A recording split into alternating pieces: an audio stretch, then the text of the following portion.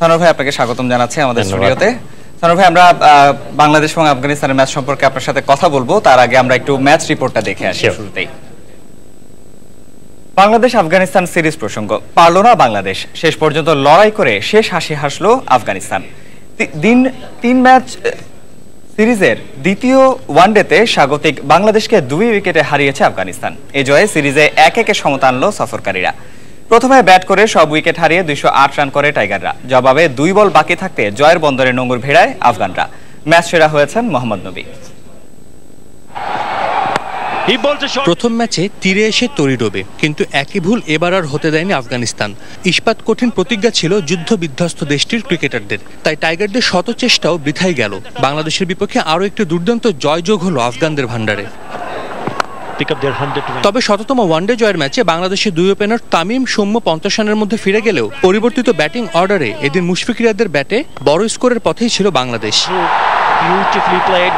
কিন্তু হঠাৎ করেই স্বাগতিকদের জন্য দুর্বোধ্য হয়ে ওঠেন আফগান বোলাররা। রশিদ, নবী, রহমত শাহ ত্রয়ীর স্পিন আক্রমণে 2 উইকেটে 111 থেকে বাংলাদেশের স্কোর দাঁড়ায় 7 উইকেটে 141।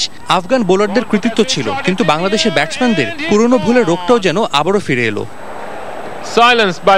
রহমত শাহর ফাঁদে পড়ে নেই মুশফিকুর রহিম। সাকিব কিছুটা দুর্ভাগা হলেও সাব্বির যেন এখনো জড়তা কাটিয়ে উঠতে পারেননি। মাশরাফিও 2 রানে বিদায় নিলে তখন বাংলাদেশের একমাত্র ভরসা অভিষিক্ত মোসাদ্দেক হোসেন সৈকত। পরিস্থিতি বুঝে বাংলাদেশের 119তম ওয়ানডে ক্রিকেটার মোসাদ্দেক ধৈর্যের পরিচয় দিলেন। পালাক্রমে 3 টেল এন্ডারকে সঙ্গে নিয়ে জুটি গড়ার পাশাপাশি নিজে অপরাজিত থাকেন 45 রানে। বাংলাদেশকে এনে দেন লড়াই করার মতো 208 রানের স্কোর। অল্প পুঁজি, তাই টাইগার অধিনায়ক বল তুলে দিলেন ভরসার প্রতীক সাকিবের হাতে। 3 বলের ব্যবধানে মঙ্গল ও রহমত শাহকে ফিরিয়ে আস্থার প্রতিদান দেন সাকিব। ব্যাট হাতে কার্যকরী এক ইনিংসের পর বল হাতে নিয়ে ইতিহাসের অংশ হয়ে যান মোসাদ্দেক। 21তম বোলার হিসেবে ওয়ানডে অভিষেকের প্রথম বলে তুলে নেন উইকেট। ভয়ঙ্কর হয়ে ওঠার আগেই শাহজাদকে ফেরান সাকিব।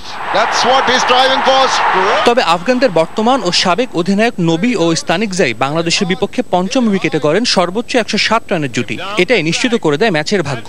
শেষ দিকে সাকিব মিরপুরে নিজের 100তম উইকেট নিয়ে আবারও ম্যাচের ভাগ্য নিজেদের দিকে নিয়ে আসেন। তবে মুশফিক নাজিবুল্লাহ জাদরানের স্টাম্পিং এর সুযোগ না হারালে এদিনও বাংলাদেশ হয়তো লিখতে পারত অসাধারণ এক প্রত্যাবর্তনের গল্প।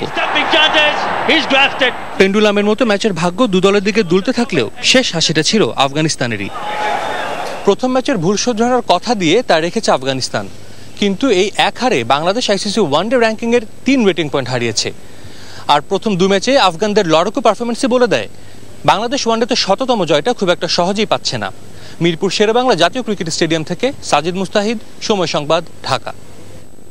দর্শক, 3 ম্যাচ সিরিজের দ্বিতীয় ওয়ানডের ম্যাচ রিপোর্টটি দেখছিলেন আপনারা। আর আপনাদেরকে আগেই জানিয়েছে আমাদের সাথে বাংলাদেশ আফগানিস্তানের দ্বিতীয় ম্যাচ নিয়ে বিশ্লেষণমূলক কথা বলার জন্য আসলে আমাদের স্টুডিওতে উপস্থিত আছেন সাবেক ক্রিকেটার সানোয়ার হোসেন। আমরা চলে যাচ্ছি তার কাছে। সানোয়ার ভাই, আসলে পারলো না বাংলাদেশ দ্বিতীয় ম্যাচে। প্রথম ম্যাচে যদিও আমরা শেষ মুহূর্তে আসলে আমাদের ম্যাজিকের কারণে